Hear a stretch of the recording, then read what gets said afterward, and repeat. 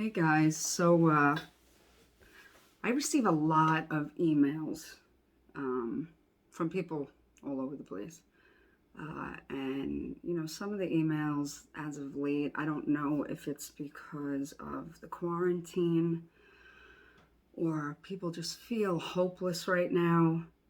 But I think it's manifesting into just making the pain so much worse. So I received three emails today that said, at what point am I, meaning me, at what point am I just going to give up? Um, and I'm assuming by that they're meaning when, why do I not take my own life? Is what I got from these emails. Because that's just not an option. That's not an option, and that shouldn't be an option for anyone. Just because it doesn't just take the pain away from me. Of course, oh my God, I'm not going to even lie and say it hasn't crossed my mind when I was in the depths of depression and agony, of course. And anybody who says that it hasn't crossed their mind is a liar. It absolutely has. If you have this disease or you're going through any kind of pain, suicide, of course, has crossed your mind.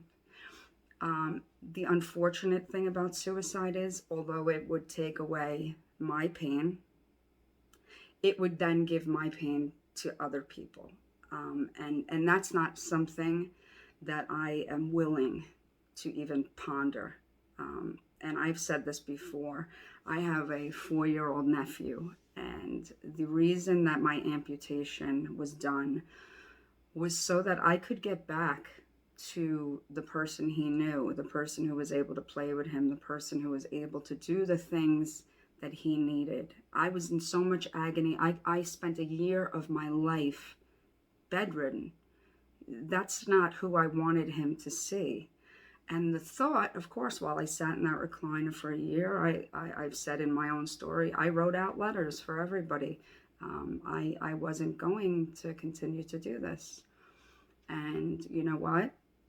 Then I looked at that little boy and I said, I can't imagine him asking for me and my sister having to say, she's not here anymore. And the pain that would, how it would affect him. I have dealt with suicide and loss in my own life. And as an adult, I know how it affects me. So to put that onto a baby is just something that is not even, I would rather be without arms and legs before I ever put him through any kind of pain. And that's what keeps me almost, I want to say, level-headed, where no matter how bad the pain gets, that's the reason why. He's the reason why. I won't let him see me give up. And I think that if you're feeling that way, number one, I'm glad you've reached out to me, because I will answer. If you're feeling like that and you need to talk, I am always going to answer my phone. But this is not a choice, and this shouldn't be a choice. The fact that it is just goes to show that pain management and the care that is being given is not the correct care. Because when you are in such agony that the only thing you can think of is, I don't want to do this anymore, something has to give. We need to come together and figure out what we can do to change that. And there seems to be a stigma about speaking about mental illness. And when you live with chronic pain, of course, you're going to have anxiety, you're going to have depression. That's a fact. Taking medication for those things is not weakness. It's actually strength, and it's actually taking control of your life to make sure that you're here the next day. Okay, so if taking a pill is what helps you to be here for your family, for your children, for your siblings, then you swallow that pill. And that pill can be an actual pill, or you can take that metaphorically. You swallow the pain, you swallow the sorrow that you have, you swallow the pity that you have for yourself, and you stay here because there are people that need you. There are people that need to hear your story.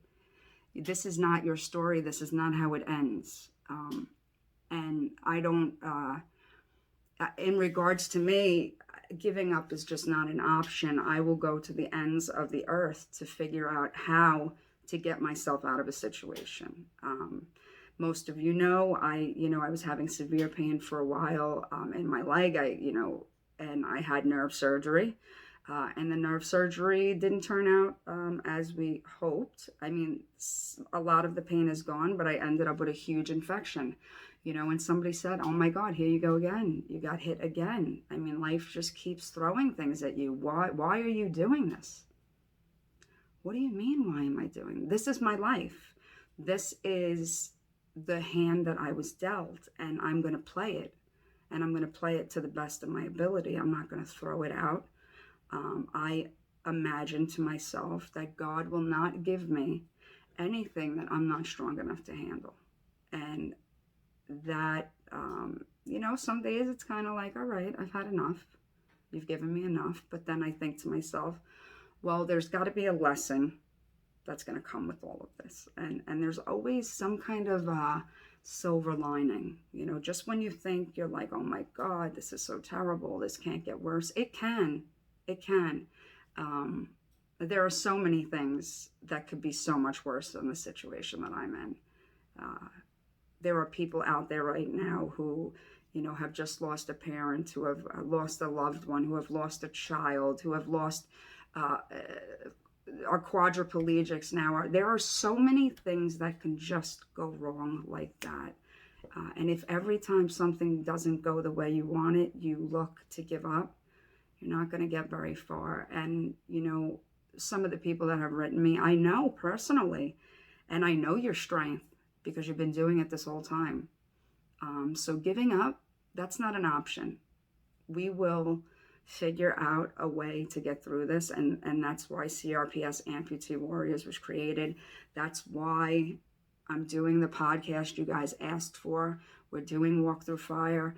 I want you to hear that people go through struggles every day, and we're all in this together. Okay, it doesn't have to be the exact same story. It doesn't have to be the exact same struggle, but pain is pain, suffering is suffering, struggle is struggle, and getting through it requires the same thing. It requires a way of coping, a way of finding happiness even though you're in pain. So to answer the emails that were sent to me, I won't ever give up. I won't ever throw in the towel. I don't allow the negative to overpower me. So like somebody said, "Oh my God, you're going through so much right now and you just decide to start a podcast." Yeah, because nothing amazing ever happens when you're comfortable. And that's a fact. Comfort breeds stagnancy. When I am uncomfortable and I am in pain, usually most people won't know. Right now, I of course, my leg is killing me. I have a huge hole, but you got to keep going. There's people out there that need your story. There's people out there that need you. They need to see your journey. They need to hear your struggle. They need to see how you overcome it. You are more important than you even know. I know a lot of you, have said, you rely on me to give you this inspiration. And I find that to be so, what's the word? It's so, such a beautiful feeling that, so many people find me inspirational, but I too look to you for inspiration, for a reason to keep going, for a reason to start things, for a reason to get this organization off the ground and to make it bigger and to find more people and to find more resources and to get more help out there for us. So giving up is just not something you should be thinking about. I know the pain is unbelievable.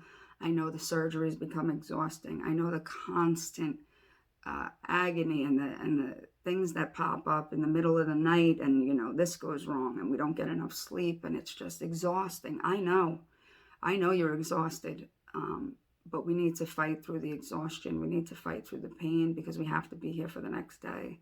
You need to be here for your family. So if you're feeling this way, please reach out. There's not just me. There's suicide hotlines. There is RSD. There's RSD Sisters. There's people on CRPS Amputee Warriors other than myself. And then there's me, and I will always answer the phone for anybody, and I will always respond to emails. So you are not alone, and the way you feel is not a shock. You know, we've all felt that way, and if you say you didn't, you're lying to yourself. I can honestly say, of course, I absolutely have. And I think it's important to make sure that your mental health is really being taken care of, and that you're mentally strong. You know, being physically strong is important, but being mentally strong, it is even more important, okay? Because your mind will quit long before your body. And if your mind gives up, that's all. That's it. You know, so making sure that you're taking the time for your self-care, self-love, seeing therapists, seeing maybe your primary care, and explaining how you're feeling. You need to take care of yourself before you can reach out there and help anybody else. Okay, so in regards to my life, giving up is not an option, and I'm gonna push through, and I'm gonna continue to help in any way I can. I'm gonna be here for you guys. I'm gonna be here for the long haul, you know, and we're going to try to find an answer to make this pain stop. So we're going to continue, and my goal is to continue until, you know, we find somebody who can help, or we rattle the cages of Congress and we get some real pain management and we get what we deserve. Okay, so, you know, maybe today's a hard day, but just take it minute by minute, and then take it hour by hour, and you will get through this day. And tomorrow will be a totally different day. Okay, so, you know, take the good with the bad. I know it's a lot. I know it's a lot to ask of people, but to give up on a life that is absolutely beautiful would be a real shame. So from me to you, you are not alone. You can always reach out to me, and I understand. I understand where you guys are at. So sending you all my love, and if you need me, I'm here. You can reach me, you know, through Facebook. You can reach me through Walking Through Fire. You can reach me through CRPS Amputee Warriors. There's always a way to reach me, and on Instagram you can email, and I will get back to you as soon as possible. Okay, so you are not alone, so do not feel that way.